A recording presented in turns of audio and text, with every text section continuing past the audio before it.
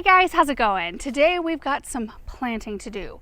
We've got 3 big tall evergreens. We've got an ornamental grass, some large growing shrubs, a couple of small evergreens, Russell, and an evergreen that has seen better days. Look at this. Oh my goodness. Now, I know these are sitting up in the gator, so they seem extra tall, but even when they're on the ground, they are tall. I'm so excited to get them planted. These are Leyland cypress.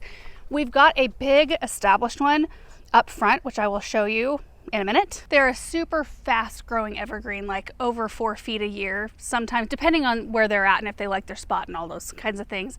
They are fairly shallow rooted and they like good drainage, so some things to keep in mind. But I think they'll grow upwards of like 40 to 60 feet tall, 15 to 20 feet wide. You can keep them smaller if you prune them. And their growing zone, I want to say, we might need to put a correction on the screen, but I think they're a 6 through 10. But I think they can handle a zone 5. There are a few different varieties of Leyland cypress. I think there's like Emerald Isle. That's the only one that comes to mind. Maybe there's only a couple of different varieties. But anyway, I just think they're beautiful. And once they're nice and big, they're wonderful to cut for holiday decorations, which I find very fun. I love that. We're going to be putting one of them out in the dirtlands where we just planted a spruce tree that the root ball got all mangled when we planted it and it did die. So we're going to pop one of those in there, and I think I know where the other 2 are going to go. And then the other things we've got, it's a panicum called Prairie Rose, and they grow about 4 feet tall and will spread out almost 3 feet. And here's a look at how they blend with other things in containers. They're so pretty. We just did a swap out because my summer containers were not doing it. So we kind of cobbled together what I could find that would take us from middle of summer into fall. And the Prairie Rose just does it because, boy, in the fall, they start to color up, like the leaves get some pinkish red on them, and these plumes open up a little bit more, and they're just this beautiful, like flowy, gorgeous grass. And they are a zone 4 through 9. I know exactly where this one's gonna go, out in the south garden. And then we have a couple more peaking Cotoneasters. We planted one along the north berm behind our barn. I'm gonna have to look at the tag because I can't remember. I think they grow 10 by 10 or something. Yeah, 10 feet by 10 feet, zone 4. And the reason I got these is, I mean, they stopped me in my tracks at the garden center this spring. Now these have been in the high tunnels and they, have been, poor things, have been blown around in our wind a little bit, but their leaves are deep green. New growth is a little lighter green, you can see that right there. But the older, more established leaves are deep green and they've got a gloss to them. And anything glossy in our high desert dry climate just brings a lush factor, and I love them. So those are both going out into the dirtlands because they get so big. We can just let them do their thing out there. We don't ever need to prune them or anything. I love that. And then we do have a little Mount Bruno boxwood to replace a dead one behind our Hartley in the parterre. That's probably the project we will start with. And then we've got this gorgeous evergreen. This is called a Celtic Pride Siberian cypress. And they don't get very tall. 1 to 2 feet. Here's the front of the tag right there. 1 to 3 feet tall and 4 to 6 feet wide, zones 2 through 7. Aaron and I planted one of these in the landscape at the church that we go to, and it was kind of an experiment. I put it in thinking, I don't know, I don't have any experience with this plant. We'll see how it does. And I look at that thing when we were there, I just think that is beautiful. It has grown so much and it's thrived where it's at. It kind of gets like part sun, part shade. And I thought that this would be really pretty planted next to the hostas and stuff we planted right above that the kids' fountain area behind the dream stream as our evergreen accent. So it can kind of like fill in and maybe spill over the top of the rocks. So that's my plan for that one. And then this poor thing, I think it's just weary from being in a container. I mean, look at the roots here. But this is a fastigiata spruce. It grows tall and stays narrow. So 25 by 6. Hardy down to zone 2. There's the front of the tag there. I don't even know if it has a good side. I don't know. Poor thing. I've had it since last year. It wintered over in the high tunnel. And evergreens, it's hard to gauge how much water to give certain evergreens when they're in containers. And I think it's probably just been waterlogged for a little bit too long. So I think we just need to get it out and see what it does. And next spring, we might be super surprised and it might push a whole bunch of new growth. All right, so let's start with the boxwood project. I've got some part bags of potting soil to use up. Let's head back to the parterre and do our swap. And last night, you guys, we had the most intense lightning storm ever. I mean, it was just, there was lightning all the way around our house, big thunder, tons of wind, high winds last night, and I was stressed. I was stressed for our plants. I was even more stressed last night than I was in the recent storm where my parents lost their tree. Like I felt like the wind in our little spot right here was higher last night. And oh, things look okay this morning. Looking pretty good. Oh, so thankful. But it's gonna get 100 degrees. Our 10-day forecast looks awesome though. We don't have any temps above 100 or even really near it. So one day it's gonna be 83. Beginning of August, what? Okie doke. Little update on the dahlias, looking beautiful. And on our spraying of the webworms. They're gone. I don't see any movement. Took care of those real quick. And right here. So yeah, this one's not looking super hot, so we just need to do our swap. Everything else looks good, like that one looks good, and there's 2 others on that side. And this one, this spring, it looked like semi-green for a long time. And I thought, well, let's just give it a minute and see if it pops out of it, but it never did. So I don't even know how rooted in it's gonna be. We just planted these last year. Yep, I can just pop the new one in. And because we don't have to do a complete soil swap, I'm gonna pop some Biotone starter fertilizer in just to kind of charge it up a little bit. My goodness, I really need to clean out my gator. I mean, it's just like a total mess. Can I get this out maybe?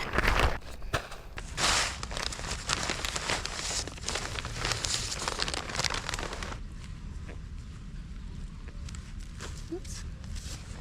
Yeah, this soil isn't taxed with roots at all. So I'm just mixing that Biotone in. I'll create our well. Ooh, got some roots on it.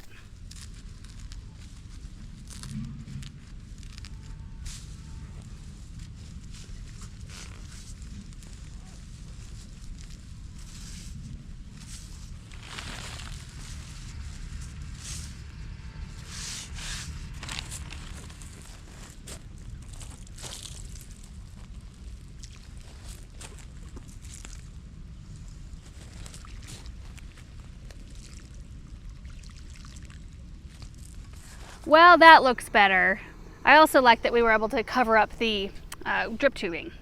Looks a little bit more tidy that way. All right, next, I think we'll go ahead and plant the cypress because we're sort of nearby. Gotta go to the back side of the stream. All right, so here are the hostas we just recently planted. And this is where I was thinking this should go. You know what? Nope, I don't think so.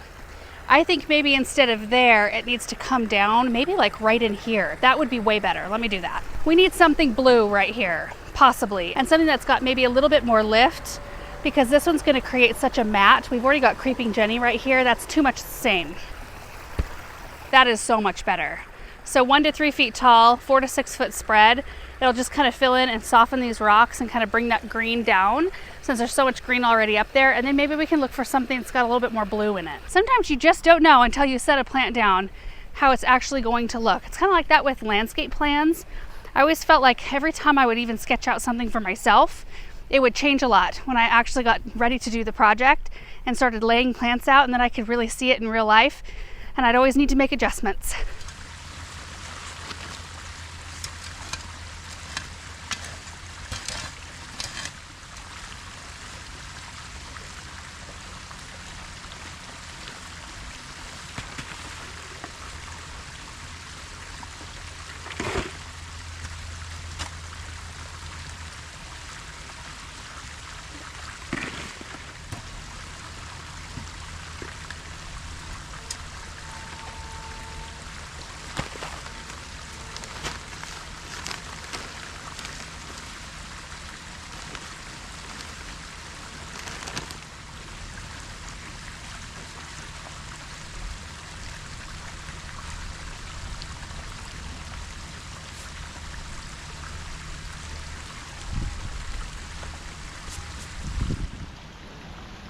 Oh, you guys, I love it.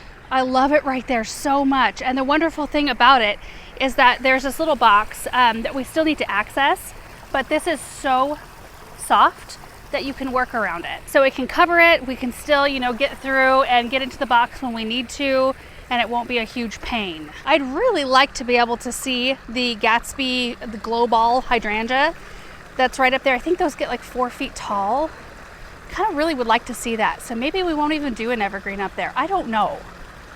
I just didn't feel like that was the right one. So we'll wait until something feels right. And oh look, a purple sock. I wonder who this belongs to. This is Samantha's favorite spot in our whole yard. She loves playing in the water over here, in that fountain or in the stream. Oh, every day. I think we go through about 2 or 3 sets of clothes every day. But that's great. That's what being a kid should be like. All right, let's go plant the grass next. All right, out here in the south garden. Oh, look at those. It's so pretty out here. Oh, but I feel like we could use something right in here. Yeah, that looks really nice. I'm gonna go a little bit that way because this 9 bark will need the space. Yeah, that really shines right there.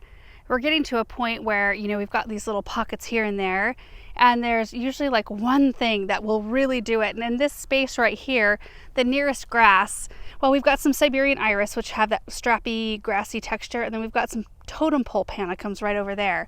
So there's not a lot of grass like in the immediate area. So I think this is really nice, and it's got a brighter green kind of vibe to it, so it shows up beautifully. Oh, I need to replace this obelisk. Everybody needs to remind me. Look at this. It just uproots itself whenever we have wind. I just need to wait until I cut this rose back. It's called the Impressionist, and it's gorgeous. Oh yeah, look at it from this angle. Look at how it shows up.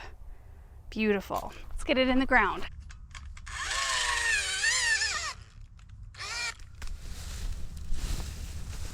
Oh boy. Holy moly, I need my trimmers. We wintered this one over in the high tunnel from last year, and it is root bound. I need to cut those roots a bit. Really weird angle. Rough it out a little bit. Still looks tight, but it'll be fine.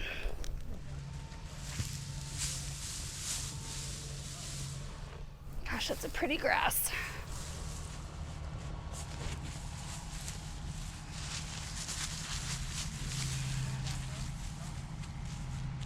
And there it is in the ground, looking so beautiful. Oh my goodness. And I did manage to get the obelisk set back up right, at least for now. Okay, let's plant the peking Cotoneasters next. I'm kind of working my way from smallest to largest here. And Aaron's gonna come help plant these Leyland cypress because they're pretty big. Yeah, I got him into the gator by myself, but barely. Okay, out here in the Dirtlands, I wanted to show you a Leyland cypress before we look at the great big one that we've got. We planted these a couple of seasons, was it last year or the year before? I can't remember. But they weren't all that much bigger. I mean, maybe a little bigger than the ones we have here. And look at how gorgeous. I just think the shape is just something. I love it. And look at this. I can't remember what variety these hibiscus are, but we've got another one blooming over there. It's fun to see some of these things start to take hold. And the blue chiffon Rose Sharon.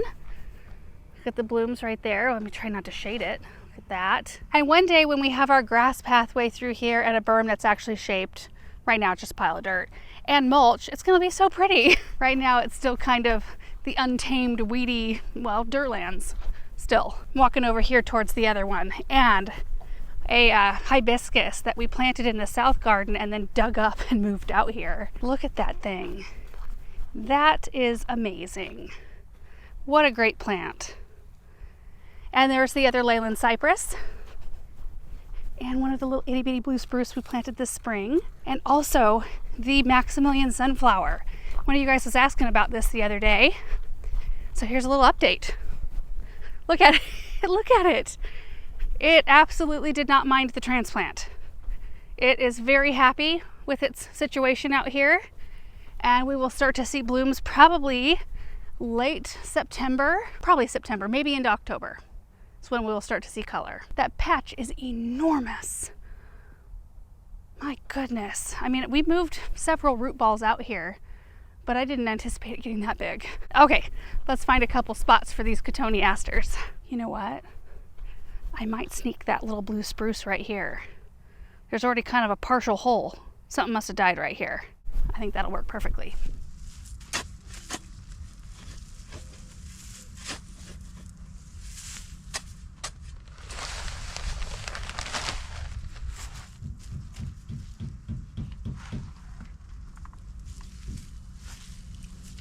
Yeah, this root ball is pretty darn wet.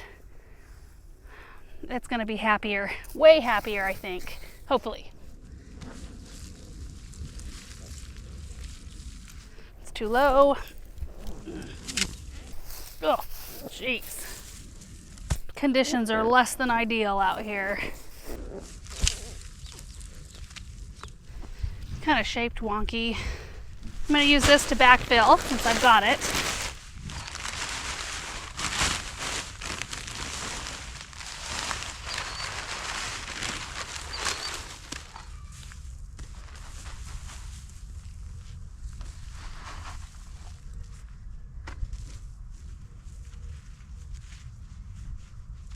I'm just backfilling the rest of the way with compost. We have a compost pile really close. This is the compost we use to mulch with, but it's gonna work out great for this project.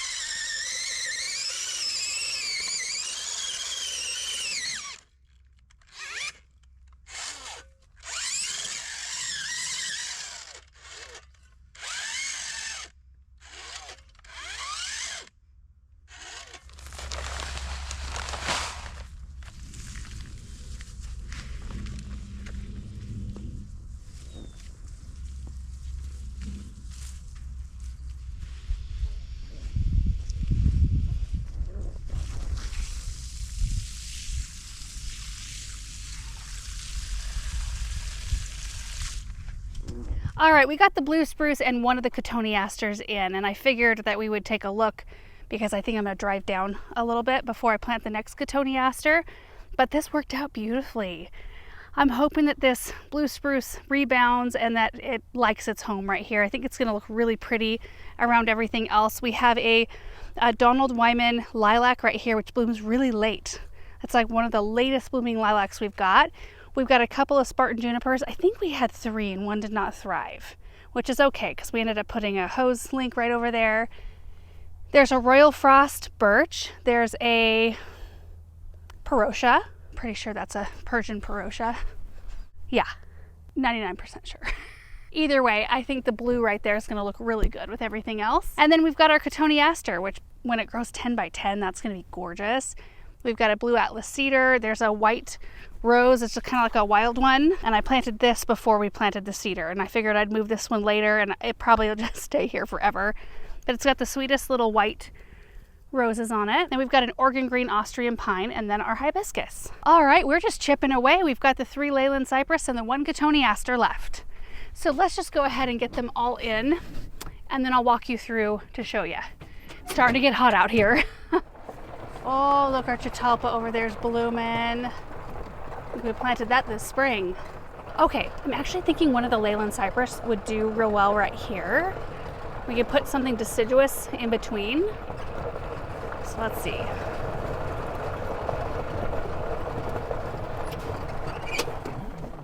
Thinking like right in here. Let's take a look.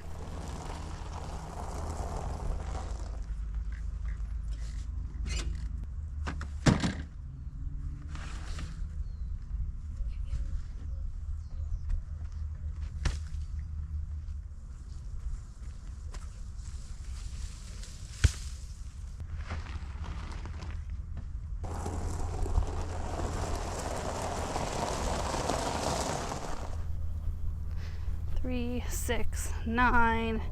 Maturity, it won't even reach the fence. 3, 6, 9. It's about the same. Boom.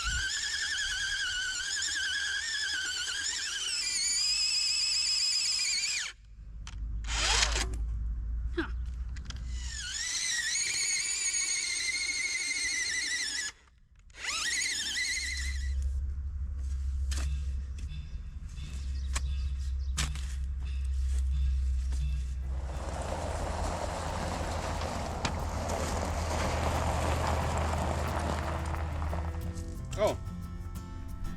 I think that one's might be done. Yeah, I think you are.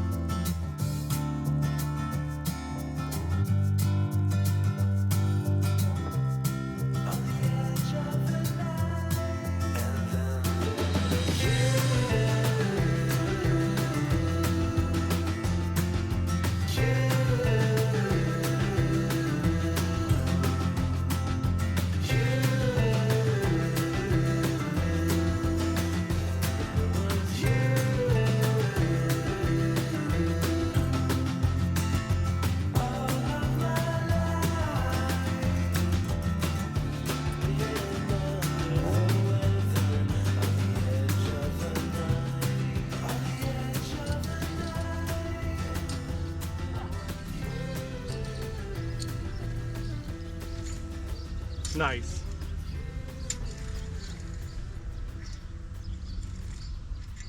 So good? Yeah. All right, guys, we got it all done. All the plants are in the ground. So let's start off where we ended with this Leyland cypress. I think this is going to be absolutely beautiful right here. It's going to be backed by the Shade Master honey locust. We are going to be planting one other shade tree kind of in front of where the gator is in the grass. We wanted to do something different though, because we've got 4 Shade Masters here. And then if we go left, there's 3 more. And I don't know, I mean, maybe we should put another Shade Master so it's all the same, but we thought maybe varying it would be nice. So that was the plan there. And this Leyland will fill in this space right here, but I think I'll have enough room to pop one like small ornamental something right in here. And then I think we're gonna go with blue spruces or some kind of a columnar sort of tree situation to line the back of the court. I'm going to stand further down here just a little bit so you can see, like, walking the pathway, the Leyland cypress, especially once it's filling in right here, you won't really see the high tunnels hopefully as much, and I think it'll just be a beautiful green backdrop. All right, let's head back to the Dirtlands and take a look at the other 2 that we planted. Okay, here's the next one. Now this one's weird. You can see how the trunk goes up like this and then it takes off in this direction. We planted it to where the wind is going to hit it this way, but look at what the trunk does. Like, how did we not realize that it did that? It goes straight up and then it does this little whoop-de-woo before it keeps going. I don't know what that's going to do for the end result of this tree, but we'll see. Out here, it doesn't make as much difference because, you know, we can pop something else in if something goes awry, but I'm hopeful that it'll just keep doing its thing. And this is right where we had planted that Serbian spruce tree. I think I mentioned that just fell apart when we tried to take it out of its container. And we kind of even knew right from the gate, we almost thought, look, we should just not even plant it, but you never know. Sometimes they can surprise you. So we gave it some time. Of course, it's been warm and some days have been pretty hot. So it just didn't make it. So it's kind of perfect that we had this Leyland cypress to go in its spot. Our little birch grove is doing beautifully. Those are heritage birch trees right there. And the other 2 are right here on this corner. So we've got our Leyland cypress and our other Cotoneaster. I like where everything ended up today. I think they're all going to be absolutely beautiful. And the last thing I want to do, because I usually forget, I always say I'm going to show you something and then forget. Let's go take a look at the great big Leyland cypress so you can have an idea of what we can expect once it's reached closer to maturity. It has grown a ton since we moved in though. Like, it's kind of amazing.